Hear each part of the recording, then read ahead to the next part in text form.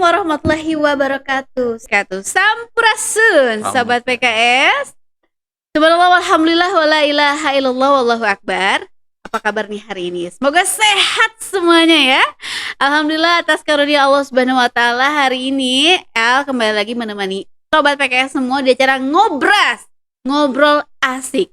Dan kali ini saya menghadirkan sosok seorang yang banyak difavoritkan orang-orang juga sih, dan banyak juga yang penasaran sepertinya kehidupannya seperti apa sih ya gitu ya.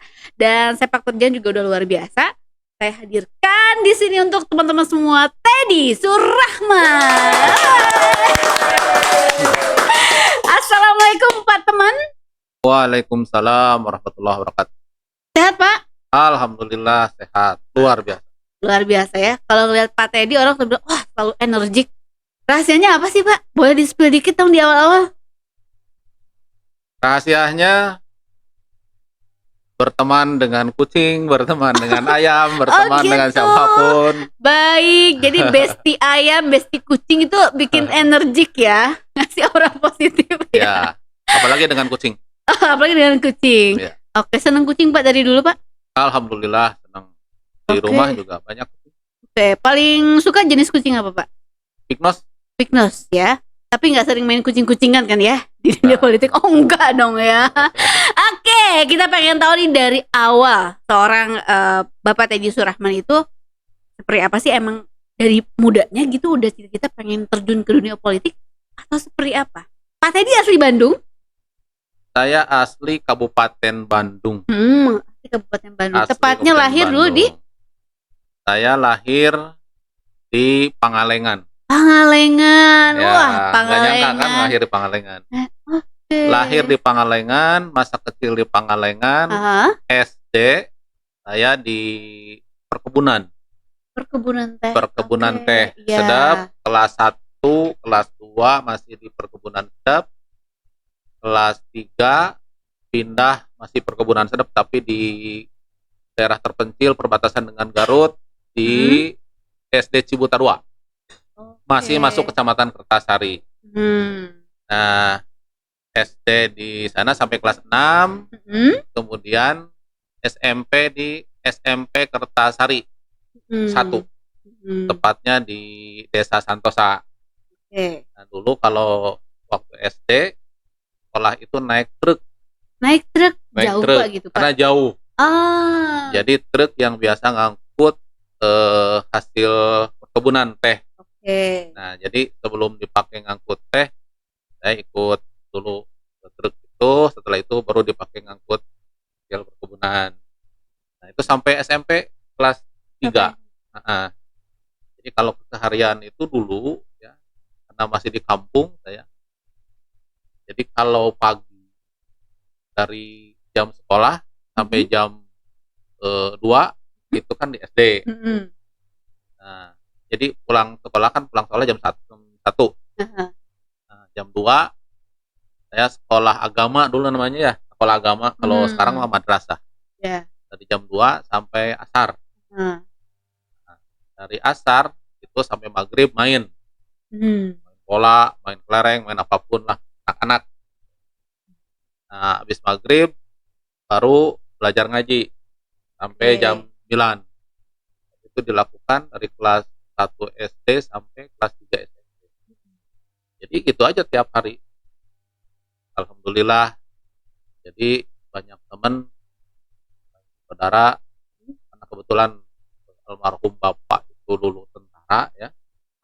Pindah-pindah, jadi pindah satu tempat ke tempat yang lain.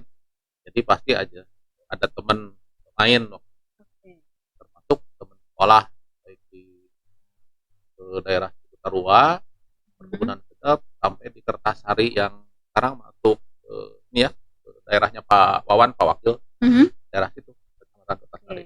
Bapak ini anak keberapa dari berapa saudara? Saya anak ketiga dari 5 bersaudara. Laki-lakinya cuma Bapak aja atau? Laki-laki ada 3 orang, saya tengah-tengah, adik, kakak laki-laki dua-duanya, adik perempuan dua-duanya. Jadi laki-laki ada 3 orang. Jadi dari kecil juga didikan agamanya udah luar biasa ya. Waktu kelas 1, kelas 2 saya tinggalnya sama nenek. Karena bapak kan pindah tugas, Hmm. jadi nggak ikut. Mm-mm. Nah, pas kelas 3 ikut lagi ke bapak, ya, ke orang tua. Jadi sebelumnya mah sama nenek sama bibi. Nah, Lalu SMA kuliah? SMA di SMA 7 Bandung. SMA 7 Bandung di Lengkong Kecil. Mm-mm. Nah, kemudian beres SMA, saya kan ikut dulu tuh UMPTN ya, Mhm. dulu MPTN.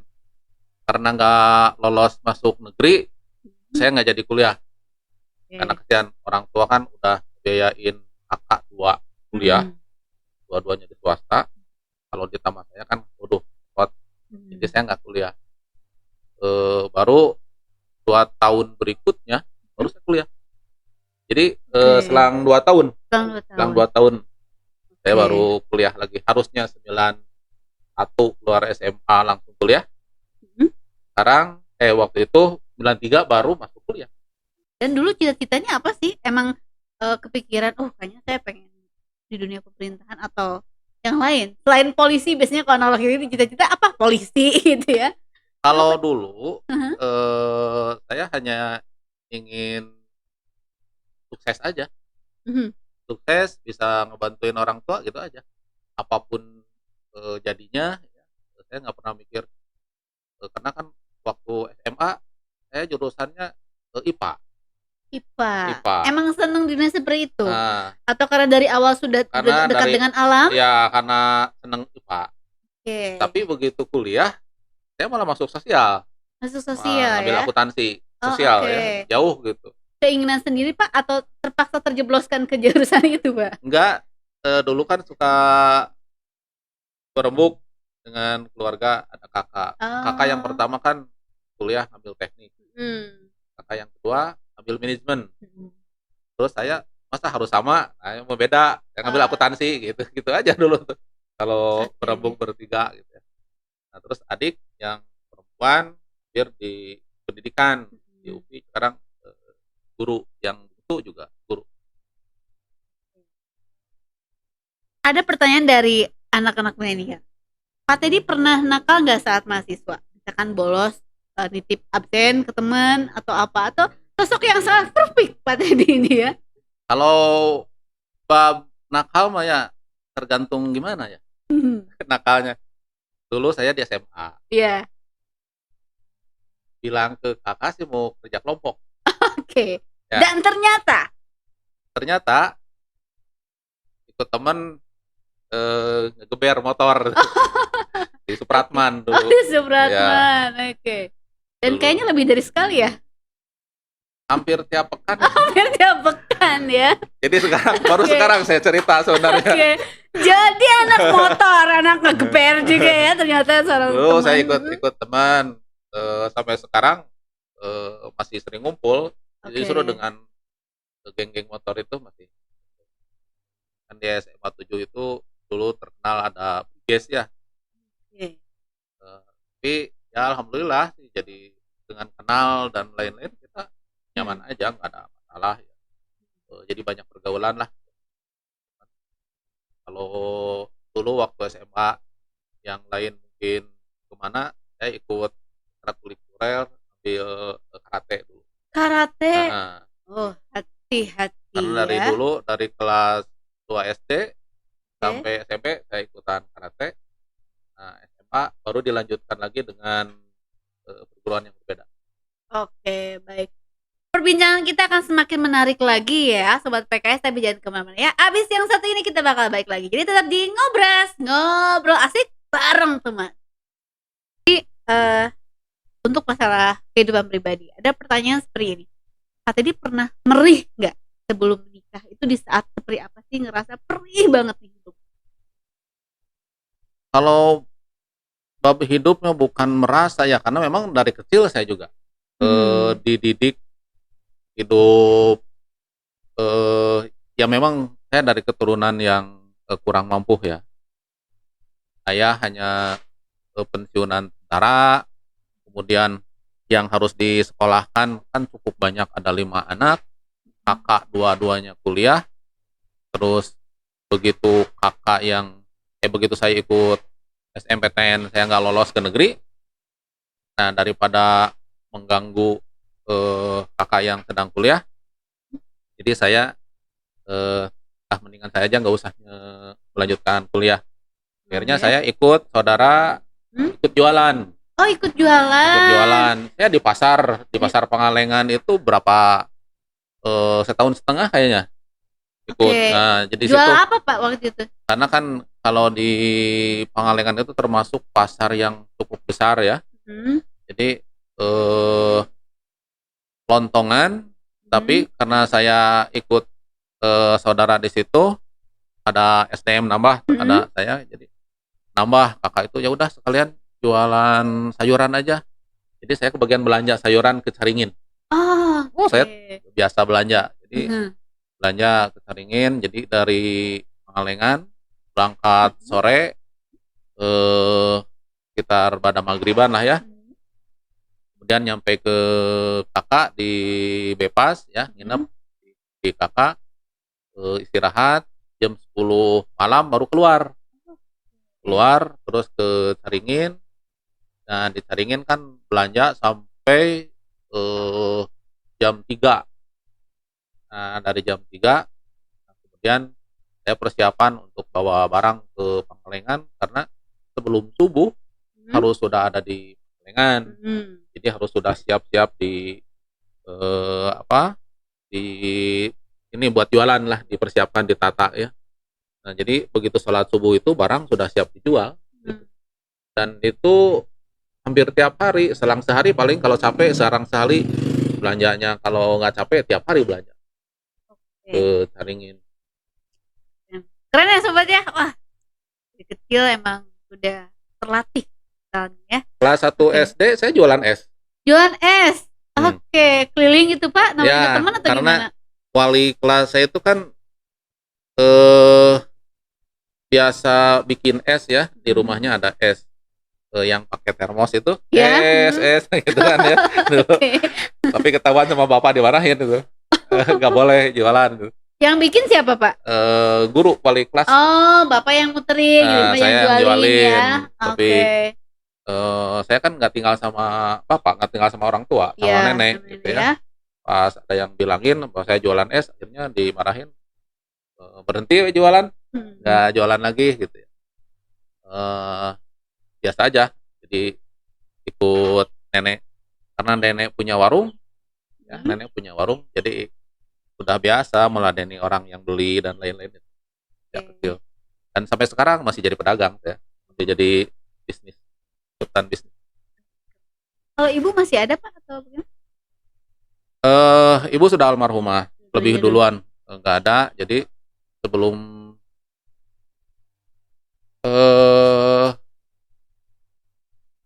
setelah saya wisuda,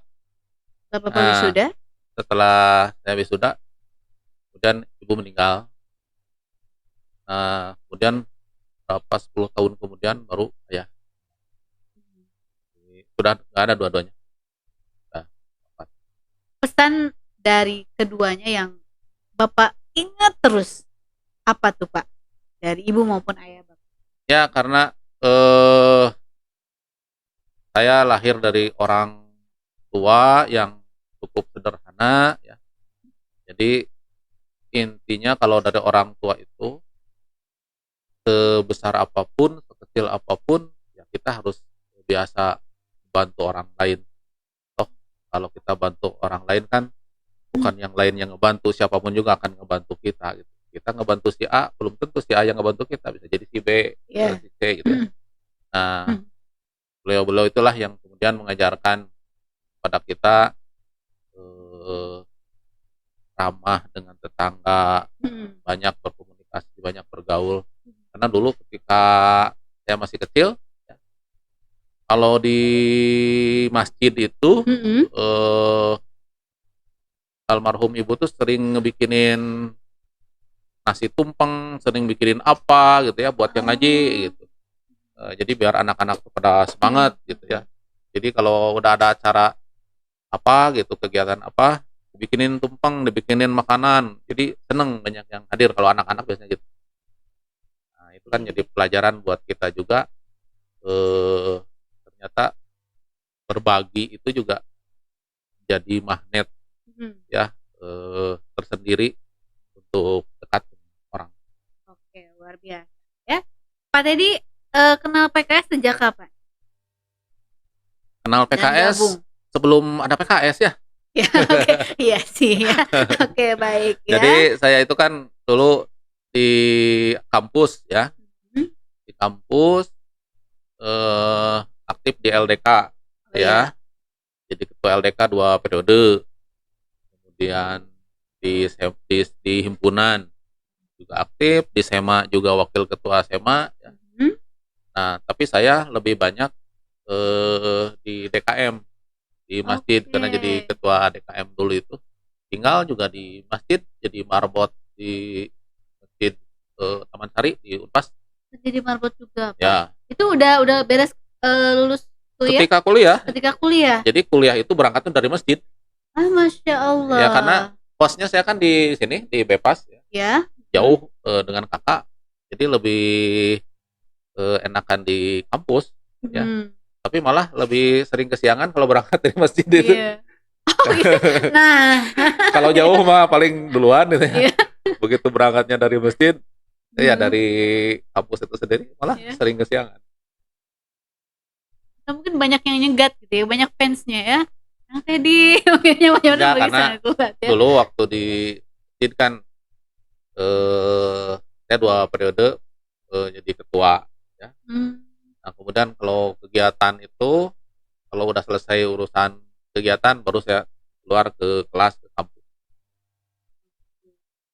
Baik ya. Baik, Pak Teddy, masih seputaran kehidupan pribadi Pak Teddy di awal. Ketemu Bu Ana di mana itu? Ya, selain tukeran proposal, apakah pernah ketemu sebelumnya atau gimana? Di kampus. Di kampus, sekampus jadinya sekampus. Ya. Jadi for your information, Bu Ana ini adalah istri Pak Teddy ya, Bu Ana Rostiana, ya kan Pak, betul ya? Ya. Oke, di kampus. Ya, karena kan satu fakultas, satu jurusan, beda fakultas. Saya fakultas ekonomi, istri fakultas keguruan. Atau ketemu pas demo, enggak ya? Enggak, kan aktivitasnya di LDK itu. Oh, ketemu di LDK ya. Oke. Dan menikah saat usia? Tahun 99. Saat itu Pak Teddy usia berapa? Saya usia 28. 8. Baik ya. Dan sekarang sudah dikaruniai 3 orang anak 3 ya? putra. 3 putra. Muhammad Faris Fadlani, Muhammad Fauzi Rahman, dan Muhammad Fadli Hasan. Ya. Pak Teddy. Pak Teddy ya? Kan F semua. Oh, betul. Bapaknya Pak Teddy. P-nya orang Sunda kan biasanya nggak setiasa F-nya. Pantak fitnah ya. Oke, baik ya. Kita akan cari tahu. Hari ini Pak, ada juga para milenial sekarang yang jadi BCAD. Tanyain dong tipsnya biar langgeng keluarga gimana nanti ketika kita sibuk di dunia pemerintahan. Wah, nanti ya kita ulik nanti ya. Abis yang saat ini, jangan kemana-mana, tetap di Ngobras, ngobrol asik bareng teman. Jadi mau minum pada Otela? Punten. Ya, nanti ngambil aja.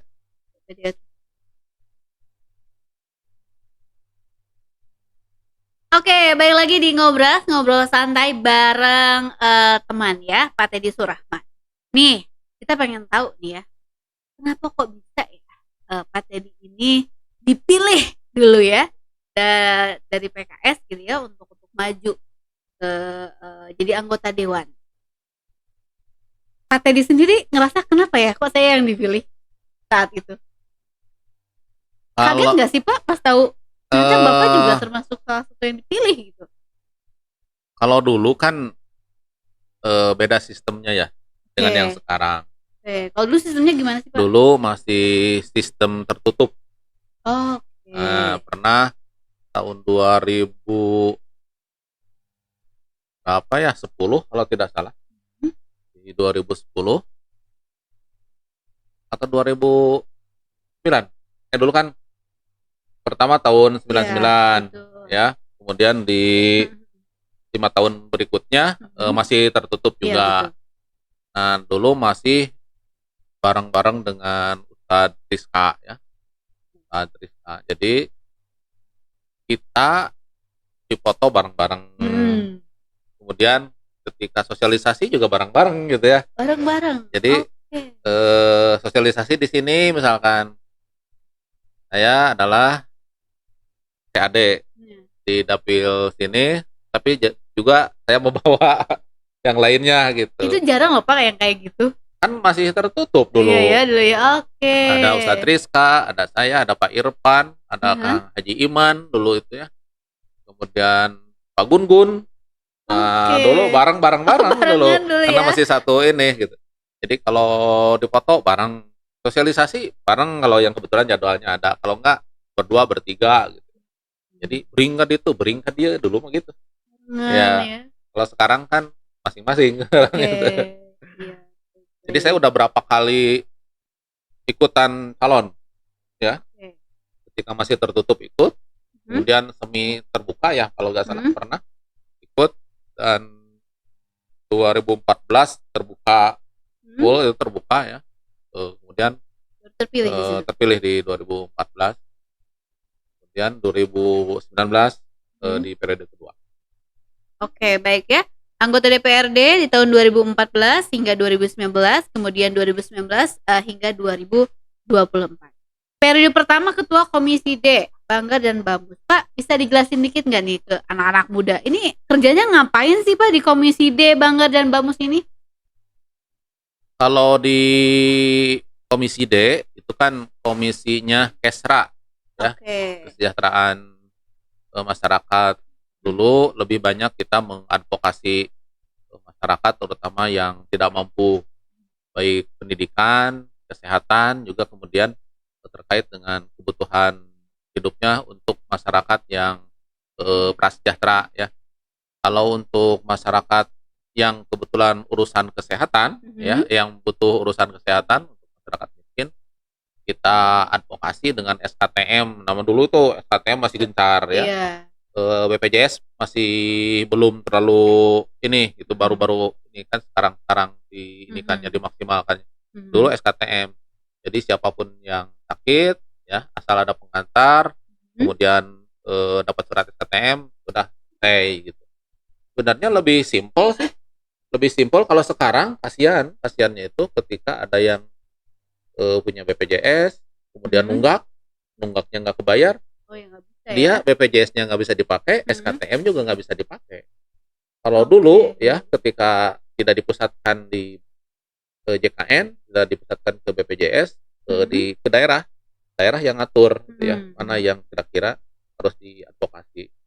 Kalau terkait dengan pendidikan, ya biasa urusan biaya. Kalau dulu kan SMA masih saya waktu menjabat di Komisi D itu, SMA masih kewenangan kabupaten. Oh, masih dulu SMA itu. Nah, kemudian di 2016, 2017 ya, kemudian beralih menjadi kewenangannya ada di provinsi. Nah, baru kabupaten hanya SMP kewenangan. Nah, terkait dengan advokasi yang sekolah itu biasanya kita berharap bahwa yang tidak mampu karena tidak punya uang untuk biaya sekolah diterimanya di negeri. Ya kita paling advokasi itu. Kecuali yang mampu itu kan bisa milih kemana aja. Yang mampu mau yang sakit milih rumah sakit, yang mampu kemudian mau sekolah milih sekolah. Tapi kalau yang tidak mampu, jangankan milih rumah sakit ya, ongkos untuk dari rumah ke rumah sakitnya nggak ada. Nah itu yang harus diadvokasi. Nah dulu seringnya di Komisi D terkait dengan advokasi urusan masyarakat tidak mampu. Oke. Dan di periode kedua jadi sekretaris Komisi A, ketua fraksi PKS, juga Banggar, dan tentunya ketua MPD di PKS Kabupaten Bandung ya. Di periode 2 ini sebagai sekretaris Komisi A, apa ada tantangan tertentu atau seperti apa di periode 2? Apa yang membedakan Bapak rasanya ketika periode 1 dan periode 2 ini? Ya, kalau dulu itu kan Komisi D urusan kita. Nah, sekarang di Komisi A itu urusan pemerintahan. Jadi mulai dari sekretariat daerah ya, Sekda, Sekwan, kemudian juga terkait dengan urusan kecamatan dan desa. Nah, itu kita mengadvokasi dari urusan pemerintahannya. Nah, kalau yang terkait langsung dengan masyarakat, biasanya urusan per-KTP-an, KK, kan masyarakat butuh KTP atau sudah punya KTP tapi ada yang harus diperbaharui atau punya KTP statusnya berbeda. Contoh misalkan ketika ingin mengajukan SKTM, syarat di status pekerjaan itu harus buruh harian lepas. Nah, sementara di KTP masih tercantum pegawai swasta atau wira swasta. Nah, itu kan tidak diakui sama dinas ya, harus dirubah. Nah, paling kita mengadvokasi hal-hal yang itu. Yang ngurusin kakak, jadi kakaknya dirubah, kakaknya karena nambah anak, karena ada yang meninggal dan lain-lain, kita advokasi. Nah, biasanya kan kalau lewat pihak ketiga itu kan bayarnya lumayan ya. Iya, betul, Ada yang 200, 250. Nah, ini kan gratis, dan sesungguhnya kalau KTP KK dan lain-lain itu gratis, tidak harus berbayar. Cuma mungkin pihak ketiga itu jasa transportasi, cuma jasanya itu kelebihan, terlalu gede, akhirnya juga kasihan lah buat masyarakat. Makanya kita bantu untuk diadvokasi. Nah, alhamdulillah kita bisa. Nah, kemudian juga terkait dengan urusan perizinan ya, karena banyak di sini perumahan atau perusahaan apapun yang tidak berizin ya, ujung-ujung jelek berdiri, dibangun dan lain-lain, sementara izinnya belum keluar. Nah, tanpa ada izin dari masyarakat, tanpa ada persetujuan dari tetangga dan lain-lain, masyarakat mengadu, kemudian kita advokasi, dicek ke dinas, ternyata juga belum ada izinnya, akhirnya kan di stop dulu, baru setelah ditempuh perizinan kemudian dilanjutkan lagi. Itu sih kalau urusan pemerintahan, atau juga ngurusin satpol ya, satpol PP yang banyak aduan itu terkait dengan di apa, Rantibum, ketertiban umum, terutama di masyarakat. Kan ada yang anak-anak muda, kemudian ada yang jual minuman keras, ada yang jual ganja dan lain-lain ya. Biasanya kita kerjasama dengan mereka, disampaikan pengaduan itu dan ada tindakan gitu ya. Karena kita juga sebenarnya dibantunya oleh masyarakat. Kalau tidak ada informasi dari masyarakat, hal apapun juga kita tidak akan tahu. Justru kita itu hanya perpanjangan tangan, hanya sebagai perwakilan, dan sesungguhnya actionnya itu ada di masyarakat. Oke, ini masih di awal tahun 2023. Ada rencana atau gebrakan apa nih Pak untuk program-programnya? Kalau di kita ya di 2023 kan di kantor maksudnya ya. Kalau di praksi sendiri kan ada urusannya dengan praksi, ada urusannya dengan komisi, ada urusannya juga dengan AKD yang lain. Betul. Ya, Program praksi? Kalau di praksi kan sesungguhnya kita sering menerima tamu ya. Praksi itu sering, dan paling banyak itu berdatangan itu ke kita ya, ke PKS itu tiap hari pasti aja ada tamu. Dan kemudian karena ada instruksi dari pusat, kemudian harus dicanangkan hari praksi, maka kita juga akan dicanangkan ada salah satu hari, kemudian dijadikan sebagai hari praksi, di mana di situ semua masyarakat bisa menyampaikan aspirasinya, bertanya atau apapun ya. Tapi bukan berarti di luar hari itu tidak bisa. Tapi fokus hari itu kita semua diarahkan untuk melayani masyarakat, dan di luar itu bisa bergantian sesungguhnya. Tapi ada hari yang dicanangkan sebagai hari praksi.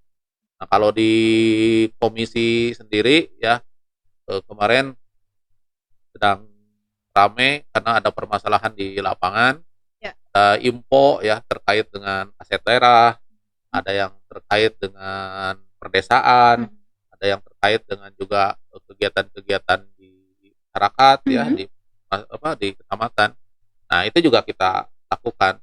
Termasuk terakhir kemarin saya baru pulang dari KAI karena ada pengaduan dari masyarakat terkait dengan lahan yang digunakan oleh masyarakat ya, lahan kereta api. Kemudian juga ada penentuan kenaikan tarif kalau tidak salah, naik sewa lahan, ya kita juga disampaikan di mediasi untuk dibantu. Karena kan ada masyarakat yang mampu untuk menyewa, ada yang tidak mampu, ada yang lahan kereta api yang bukan tidak disewakan, belum terdata, tapi ada juga yang sudah, jadi adanya kecemburuan. Oh, kenapa saya harus bayar sewa, yang itu enggak? Padahal semuanya harus bersewa sesungguhnya. Dimanapun yang menempati lahan milik aset negara, contohnya kereta api, bahkan itu juga harus harus berbayar sewa ataupun apapun namanya lah gitu ya, sesuai dengan klasternya. Karena ada rumah tinggal, ada campuran, ada juga yang komersil ya digunakan. Kemudian yang cukup ramai di media itu ketika membahas tentang aset daerah ya. Oke. Banyak kan permasalahannya tentang gimana Pak? Ya, aset daerah itu kan apapun ya yang ada di sekitar kita selain milik masyarakat itu pasti milik pemerintah pusat, provinsi atau kabupaten. Nah, khusus yang terkait dengan miliknya Kabupaten Bandung atau aset Pemda Kabupaten Bandung, ini ada hal yang harus dibenahi dari sisi manajemen asetnya. Nah, aset itu kan kalau dikelola itu akan menjadi potensi, tapi ketika dikelola dengan baik akan menjadi masalah. Ya. Kalau tidak dikelola dengan baik, terkait dengan laporan kita tidak akan mendapatkan WTP, justru mungkin disclaimer karena hal aset. Nah, di kita ada pengelolaan aset yang kurang maksimal. Contoh misalkan di Bihbul ya, mungkin ada yang tahu Bihbul, di situ dulu ada puskesmas. Di Kopo Bihbul. Kopo Bihbul. Oke. Nah, sekarang itu kan setelah diruntuhkan jadi tanah kosong. Nah, setelah kosong itu tanahnya kemudian dipakai parkir liar. Nah, pernah kita datang dari rombongan badan anggaran ke situ, kemudian setelah ditelusuri memang ada yang ngurus, ada yang ngelola gitu. Akhirnya di portal dan tidak dipakai untuk parkir truk yang gede-gede. Nah, setelah berapa lama portalnya terbuka, dipakai lagi gitu. Nah, itu kan hal-hal semacam itu kalau dimaksimalkan kan bisa jadi potensi. Atau dimanfaatkan untuk apa gitu. Kan dulunya puskesmas mau dijadikan rumah sakit. Akan lebih bermanfaat gitu ya kalau dibangun untuk kepentingan masyarakat. Ada juga aset ya yang misalkan kendaraan. Saya dapat informasi bahwa ada hibah ketika zaman Covid itu ada 8 kendaraan. Ada 8 kendaraan yang dihibahkan kepada Satgas Covid. Berupa ambulan ya? Berupa ambulan. Kalau tidak salah APP, Suzuki APP ya. Nah, itu memang dulu dimanfaatkan untuk penanganan Covid. Nah, sekarang kan Covid sudah nggak ada. Nah, tapi saya tanya, itu ambulannya ada di mana? Nah, pernah ada jawaban dari bagian aset itu, Pak, sekarang liar aja katanya. Kok bisa liar? Ya, karena surat-suratnya belum lengkap. Tapi kan sudah jelas bahwa itu adalah aset milik daerah. Harusnya itu dikelola dengan baik, dimanfaatkan untuk kepentingan masyarakat. Pernah saya mengusulkan agar kelurahan itu diberikan ambulan. Nah, kan kalau desa-desa sudah punya ambulan, sudah punya mobil layanan masyarakat. Nah, sementara kelurahan yang 10, hanya 10 kelurahan, itu kan tidak punya kendaraan khusus untuk layanan masyarakat, karena dia bukan desa, tidak ada anggaran seperti desa. Nah, saya usulkan, udah aja itu mobilnya yang bekas Covid itu, kendaraan ambulan diberikan aja kepada kelurahan. Nah, itu akan lebih bermanfaat, akan lebih maksimal digunakan kalau dijadikan layanan di kelurahan. Dan apakah sudah terlaksana? Belum, baru masih pendataan. Saya nanya, surat-suratnya ada nggak? Justru belum lengkap katanya, Pak. Belum lengkap terkait dengan surat-surat. Dan banyak sebenarnya hal yang begitu ya. Oke, kita nanti akan tanyain beberapa pertanyaan yang udah Sobat PKS tanyain ya nanti ya. Sabar ya. Oke. Baik, Pak Teddy, ada lagi masalah aset-aset yang mungkin belum disampaikan? Banyak. Kalau aset, kenapa aset tidak dikelola dengan baik? Nah, akhirnya saya baru tahu. Ternyata. Dan kita tidak bisa menyalahkan bagian aset. Oke. Karena kewenangan bagian aset itu hanya sebagai juru tulis, juru catat, Iya. tidak punya kewenangan lebih. Kecuali kalau bagian aset itu sebagai sebuah badan, menjadi sebuah badan yang punya kewenangan lebih, punya otoritas lebih terkait dengan pengelolaan aset. Nah, kalaupun badan itu hanya tipe C misalkan, dia kan kewenangannya lebih dibandingkan hanya sebagai bidang yang berada di bawah OPD tertentu, ada di bawah badan. Nah, karena belum maksimalnya pengelolaan aset, akhirnya ya seperti sekarang, ada kendaraan yang nggak tahu di mana, ada tanah yang nggak tahu dipakai oleh siapa, ada tukar guling yang juga oleh siapa. Gitu. Nah, itu yang harus dicatat. Oke, baik ya.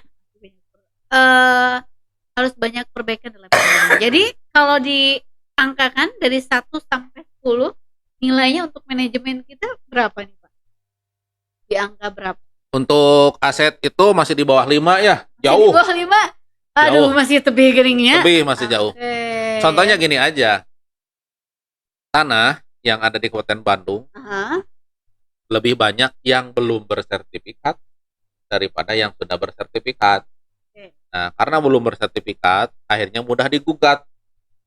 Nah, kalau sudah digugat, kita tidak punya surat-surat, akhirnya kan lepas gitu. Padahal ketika beli mahal, ketika mau pengadaan harganya cukup besar, tapi karena tidak ditunjang dengan surat-surat, akhirnya bisa hilang. Termasuk juga banyak tanah-tanah yang atau aset-aset yang pemanfaatannya belum maksimal. Ada tanah idle, ada bangunan idle ya, yang seharusnya di satu sisi ada yang perlu, di sisi lain ini ada yang tidak digunakan. Ada lahan di satu sisi ada yang perlu, di sisi lain ini tidak dimaksimalkan. Padahal kalau pengelolaan aset cukup bagus ya, cukup maksimal, itu akan menjadi potensi tersendiri, bahkan bisa menambah PAD untuk Kabupaten Bandung. Contoh misalkan Jalak Harupat. Pengelolaan Jalak Harupat itu sudah maksimal atau belum?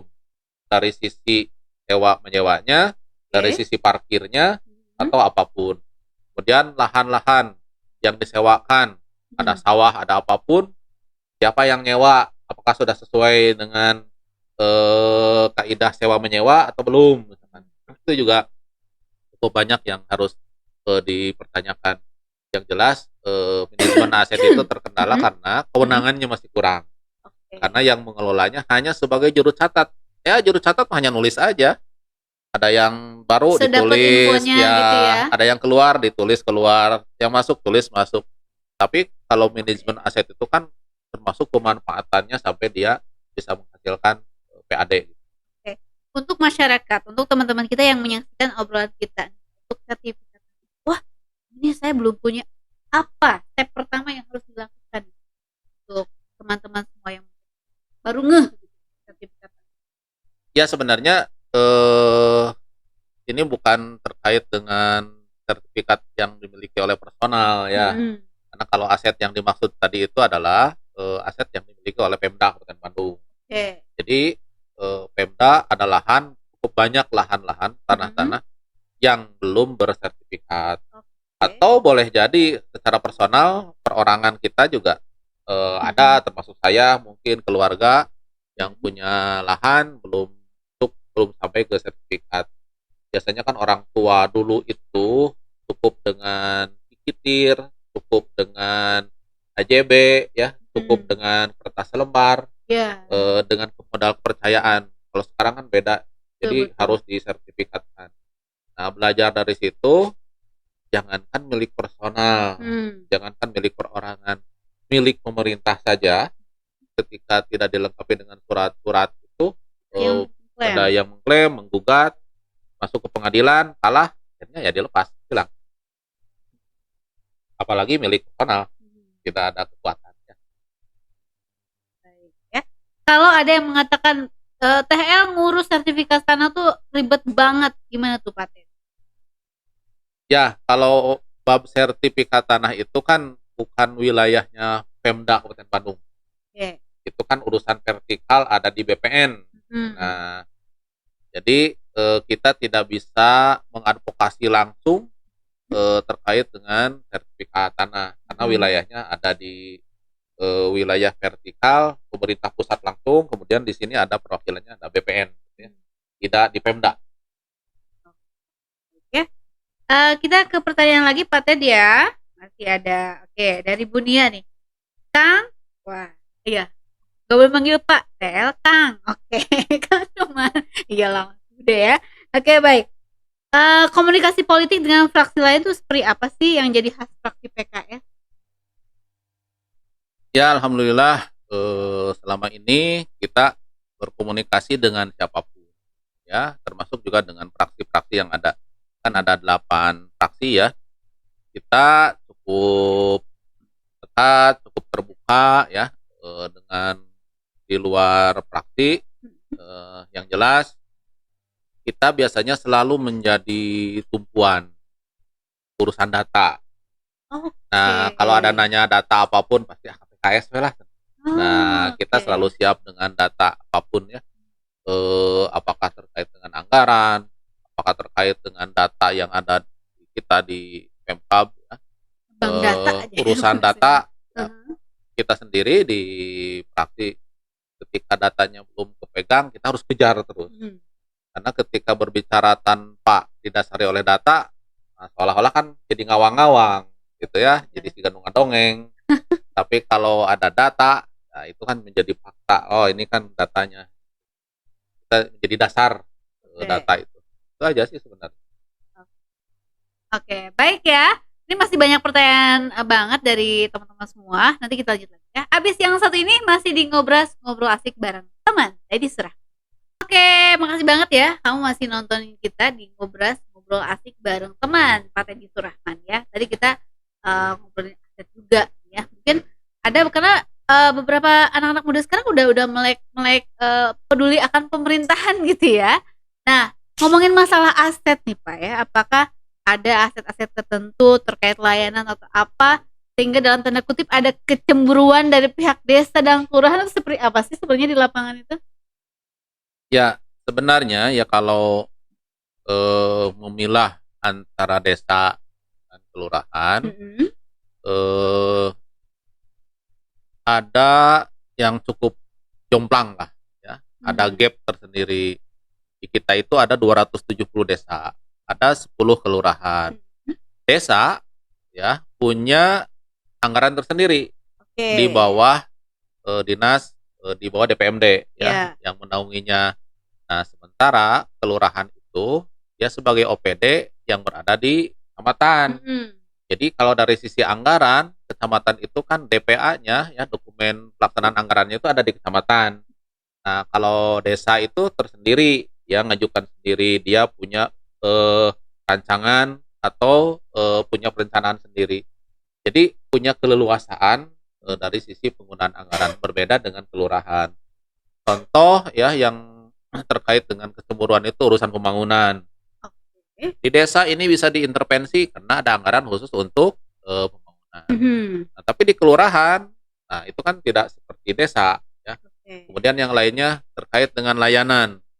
Kalau misalkan di desa itu dia punya kendaraan layanan masyarakat. Nah, dia bisa menganggarkan sendiri, dia punya intervensi sendiri. Tapi kelurahan dari mana? Karena kan diatur oleh kecamatan, karena ada di bawah kecamatan. Nah, itulah yang kemudian sering terjadi kecemburuan. Saya sendiri sering menyampaikan masyarakat yang ada di kelurahan dengan masyarakat yang ada di desa itu sama-sama masyarakat Kabupaten Bandung, sama-sama punya hak yang juga harus dilayani. Nah, tapi masalahnya ada perbedaan kewenangan, ada perbedaan aturan. Kalau desa bisa ngatur sendiri, kelurahan enggak. Nah, contoh yang tadi saya sampaikan itu terkait dengan mobil layanan. Nah, desa punya mobil layanan. Kalau kelurahan dari mana? Akhirnya menggunakan mobil operasional Pak Lurahnya. Nah, harusnya ya untuk layanan masyarakat itu juga ada mobil khusus, semacam ambulan atau semacam apalah gitu ya, yang digunakan untuk menangani orang sakit. Makanya saya sering sampaikan, daripada mobil di gudang, sekarang lagi musim lelang nih Kabupaten Bandung. Lelang ada kendaraan cukup banyak. Tapi masalahnya si kendaraan itu kan udah out of date, udah kadaluarsa ya. Jadi kalau digunakan juga sebenarnya tidak akan maksimal.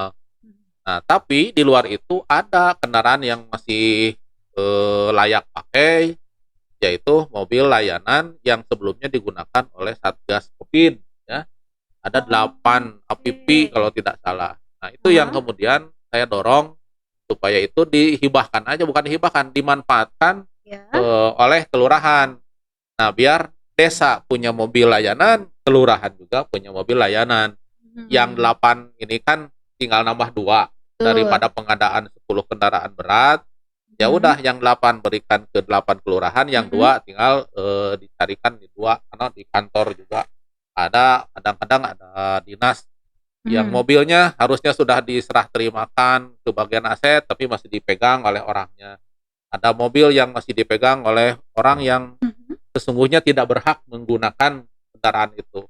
Ada kendaraan yang digunakan untuk jualan, ada kendaraan yang dipakai untuk piknik gitu ya, untuk keluarga. Ada kendaraan yang sesungguhnya itu bukan haknya, dan yang pakainya juga bukan keluarga dia, tapi orang lain dipinjamkan gitu. Sering kejadian. Nah, makanya sekarang kendaraan-kendaraan yang ada di Kabupaten Bandung itu ditato. Ada gambarnya, ada stikernya. Ada stikernya. Jadi kalau orang dinas itu nyebutnya ditatoin, ada logo Pemda Kabupaten Bandung. Jadi nggak bebas. Gitu ya. Jadi nggak bebas. Kalau dulu mah bebas kemana-mana. Iya gitu. ya. Seperti itu. Ya. Semoga yang masih begitu semoga segera tersadarkan ya. Oke, kita ada di sesi terakhir nih, Pak Ted nih. Oke, kita baca lagi beberapa pertanyaan nih ya. Pak Teddy terkait BCAD ya. Kan tadi udah terpilih 2 periode. Walaupun akan maju lagi nih ya untuk tingkat provinsi. Kita doakan ya Pak. Semoga semuanya lancar ya Pak ya. Amin, lancar semuanya. Kasih tips-tipsnya dong Pak Ted nih buat para BCAD yang pemula banget, yang baru kali ini. Ya, kalau terkait dengan BCAD ya, kita kan nggak bisa sendirian. Harus ada tim ya. Kita nggak bisa ngendelin struktur karena struktur melayani semua BCAD. Kita harus ada tim, kita bentuk tim, kita latih dan membina tim, kemudian kita timnya suruh berekspansi kemanapun dia ini, kemudian kita evaluasi lagi timnya seperti apa ya. Setelah dievaluasi kekurangannya di mana, kelebihannya di mana ya. Kalau yang punya prestasi timnya ya kita apresiasi ya, di reward misalkan. Nah, ternyata ada yang kurang, tambahin lagi ini ya, gitu aja. Bentuk tim, latih dan bina tim, kemudian terjunkan timnya. Setelah diterjunkan, dievaluasi hasilnya seperti apa. Nggak mungkin seorang Teddy Surahman harus berkeliling di Dapil 2 itu ya, untuk meraih suara dari 2014 kemudian 2019 ya, dengan sendirian. Tapi alhamdulillah dengan dibantu oleh struktur, dibantu oleh masyarakat, dibantu oleh tim relawan dan lain-lain, ya itu jadi maksimal. Presiden kalau mau dipilih kan nggak datang ke tiap kampung, ada timnya, perwakilan ini sama. Kita juga kalau BCAD Kabupaten Bandung Dapil 2 misalkan, perwakilan kecamatannya siapa, perwakilan desa ini siapa, perwakilan RW siapa.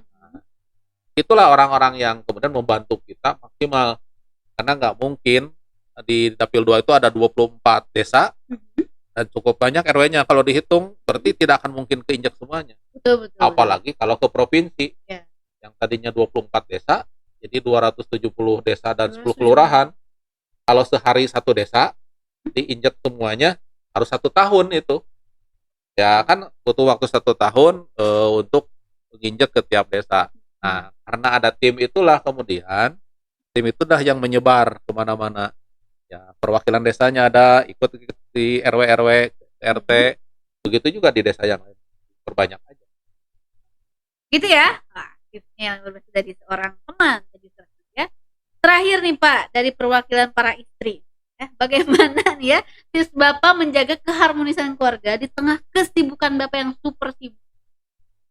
Ya, karena sebenarnya masing-masing juga punya kesibukan. Saya ada di rumah, istri lagi ada kegiatan rapat ini, rapat itu, sehari 4 kali, apalagi kalau online ya, di rumah lagi online gitu ya. Saya juga kan ada aktivitas di luar.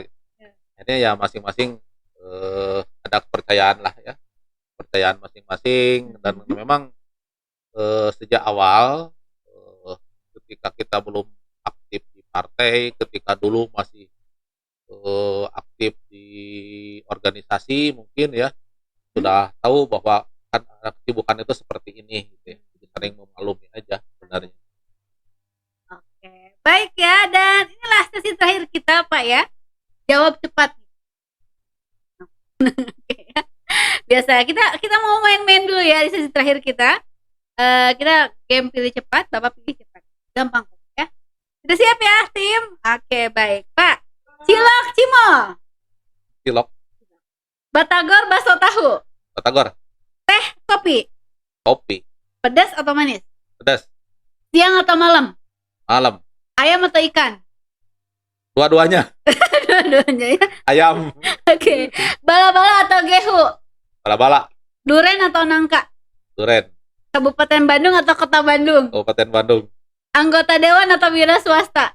Wira swasta. Oke. Pemain sepak bola atau pengusaha? Pengusaha. Pengusaha ya. Pemain sepak bola, pengusaha, main sepak bola juga ya. Oke, baik ya. Dan satu lagi ya.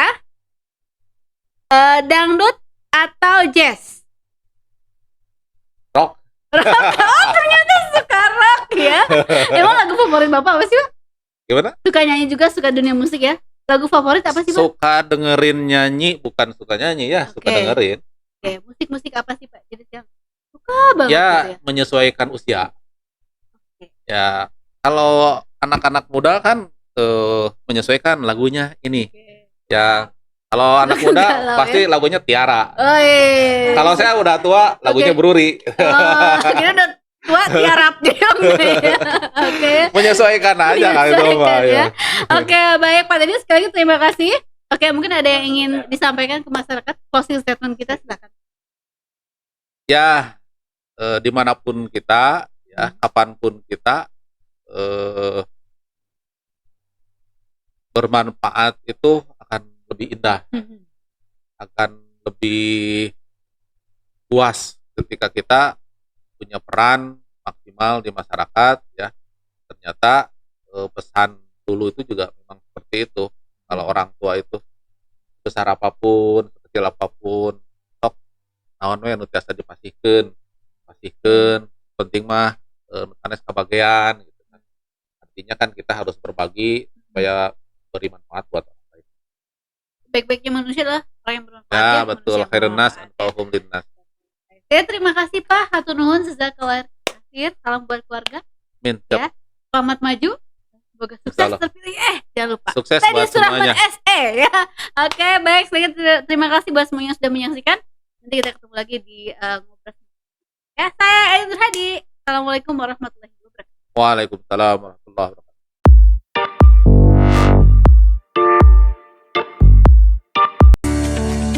Ana sebagai drivernya Pak Teddy Surahman yang suka ngantar ke sana ke tiap agenda atau kunjungan. Alhamdulillah selama perjalanan alhamdulillah lancar. Malahan mah seorang Pak Teddy sosoknya suka humor, suka bercanda, enak lah kalau dibawa itu. Suka nyasar kalau lagi di jalan, soalnya saya belum tahu kota Bandung. Terus perjalanannya kebanyakan ke gunung, ke pelosok-pelosok gitu. Banyak tantangannya kadang-kadang. Semoga di tahun 2024 Pak Teddy harus jadi, yakin harus jadi. Ya, jadi dewan ngadeg di 2024 buat provinsi. Hidup teman Jabar. Assalamualaikum warahmatullahi wabarakatuh. Perkenalkan, nama saya Ade Sumantri. Di sini sebagai tetangga sekaligus teman dekatnya Pak Teddy Surahman. selama ini alhamdulillah Pak Teddy Surahman aspirasi yang ditujukan masyarakat semuanya nyampe. Alhamdulillah juga lingkungan khususnya di wilayah saya sudah tercapai lah semuanya selama 2 periode. Alhamdulillah tidak ada halangan rintangan. Mudah-mudahan saya juga baru katanya Pak Teddy mau naik ke provinsi. Saya doakan mudah-mudahan lebih tinggi lagi dari provinsi Pak Teddy Surahman, jadi mudah-mudahan lagi dari kabupaten naik dulu ke provinsi, nanti ke pusat. Segitu saja mungkin dari saya, ya mudah-mudahan Pak Teddy Surahman jadi di DPRD di DPRD Jawa Barat di tahun 2024 untuk Provinsi Jawa Barat. Teman Jabar, sukses. Nama saya Dede Sumarna. Dengerin dulu lah. Baik banget ya, banget. Ya contoh baiknya kayak sama orang yang kecil atau gimana lah. Dia menyapanya baik sekali. Ya. Ada Bapak sama Teddy dari jadi Dewan 2011 sebelum jadi Dewan. ada perbedaan nggak Pak Teddy dari Enggak, masih tetap aja. Ya, enggak ada tingkah atau apalah. Bagus. kan Pak Teddy mau naik ke provinsi? Bapak ngedukung atau Ya dukung, sambil rekrutmen, sambil cari masa gitu. saja buat Pak Teddy? Pesannya buat Pak Teddy yang untuk selanjutnya gitu, jangan lupa sama masyarakat kecil atau gimana lah. Semoga Pak Teddy sukses dan naik ya ke provinsi.